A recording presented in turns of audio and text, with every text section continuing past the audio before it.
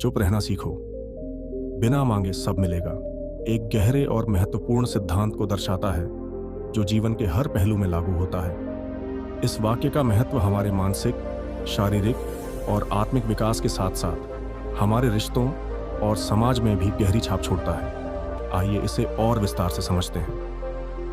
एक आध्यात्मिक दृष्टिकोण। चुप रहना केवल मौन रहने का मतलब नहीं है, बल्कि यह हमारे मन, विचार और इच्छाओं को नियंत्रित करने की क्षमता है। जब हम अपनी इच्छाओं और अपेक्षाओं को शांत करते हैं, तब हम अपने आंतरिक आत्म से जुड़ते हैं। आध्यात्मिक गुरु भी हमें यह सिखाते हैं कि वास्तविक सुख और शांति केवल बाहर की चीजों में नहीं, बल्कि हमारे भीतर ही है।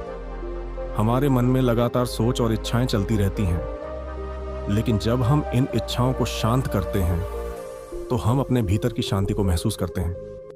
इस मानसिक शांति के साथ हम जीवन के उतार चढ़ाव को बेहतर तरीके से समझने और सहन करने की क्षमता प्राप्त करते हैं।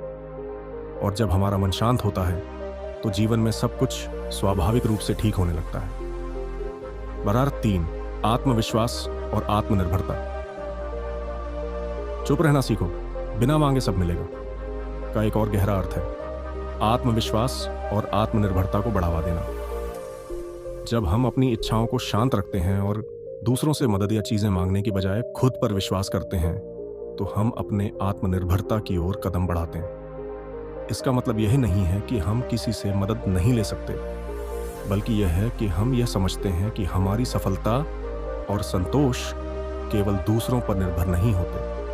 हम अपनी क्षमताओं, मेहनत और आत्मविश्वास के बल पर अपने लक्ष्य को प्राप्त कर सकते हैं। जब हम खुद पर विश्वास करते हैं, तो जीवन हमें अपने मार्ग पर चलने के लिए जरूरी अवसर और सहारा देता है, और हमें किसी से भी कुछ मांगने की जरूरत नहीं पड़ती। 4, दूसरों से सहयोग और रिश्तों की मजबूती। ये वाक्य यह भी सिखाता है कि बिना मांगने के हम दूसरों से स्वाभाविक रूप से सहयोग प्राप्त करते हैं। जब हम चुप रहते हैं और अपनी इच्छाओं को नियंत्रित करते हैं, तो हम दूसरों को अपने आप सहायता करने का अवसर देते हैं। हमारे रिश्तों में यह गुणवत्ता महत्वपूर्ण होती है। जब हम किसी से कोई अपेक्षा नहीं रखते और केवल उन्हें सम्मान देते हैं, तो लोग खुद ब खुद हमारी मदद करने के लिए तैयार हो जाते हैं। रिश्तों में मांगने की बजाय देना और बिना किसी स्वार्थ के दूसरों का भला करना हमें सामाजिक रूप से और भी मजबूत बनाता है। लोग हमारी सच्चाई और अच्छाई से प्रभावित होकर हमारे साथ खड़े रहते हैं।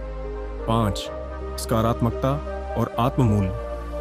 कभी कभी जब हम लगातार किसी से कुछ मांगते रहते हैं या अपनी इच्छाओं को दूसरों पर थोपते हैं, तो हम अपना आत्ममूल्य खो देते हैं। चुप रहना सीखो का अर्थ है हमें यह समझना कि किसी चीज को प्राप्त करने के लिए बार बार मांगना जरूरी नहीं होता।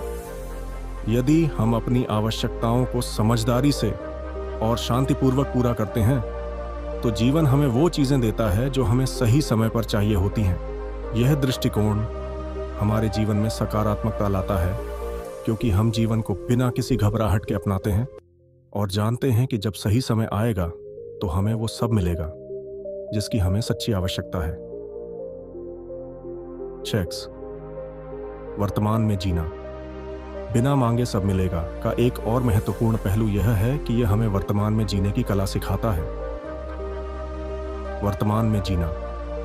बिना मांगे सब मिलेगा का एक और महत्वपूर्ण पहलू यह है कि यह हमें वर्तमान में जीने की कला सिखाता है। हम अक्सर भविष्य की चिंताओं और भूतकाल के अफसोसों में फंसे रहते हैं, लेकिन जब हम चुप रहते हैं और वर्तमान में रहते हैं, तो हम जीवन की सुंदरता को महसूस कर पाते हैं। अक्सर जीवन में हमें कुछ चीजों की जरूरत नहीं होती, हम केवल उन्हें अपनी मानसिक स्थिति के कारण चाहते हैं। जब हम इस मानसिकता से बाहर निकलते हैं और वर्तमान में जीते हैं, तो हमें बिना किसी प्रयास के वह सब कुछ मिलता है जिसकी हमें वास्तव में आवश्यकता होती है।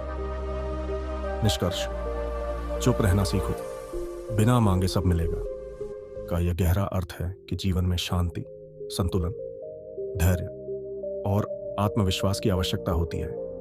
जब हम खुद को शांत रखते हैं, अपनी इच्छाओं को नियंत्रित करते हैं और बाहरी चीजों को स्वीकार करते हैं, तो जीवन हमें अपनी शक्ति से वह सब कुछ देता है जो हमें चाहिए। हम जितना अधिक आंतरिक रूप से संतुष्ट और शांत रहते हैं, उतना ही जीवन हमें बाहरी दुनिया से वह सब कुछ देता है जो हमें हमारे सच्चे उद्देश्य को पूरा करने के लिए चाहिए।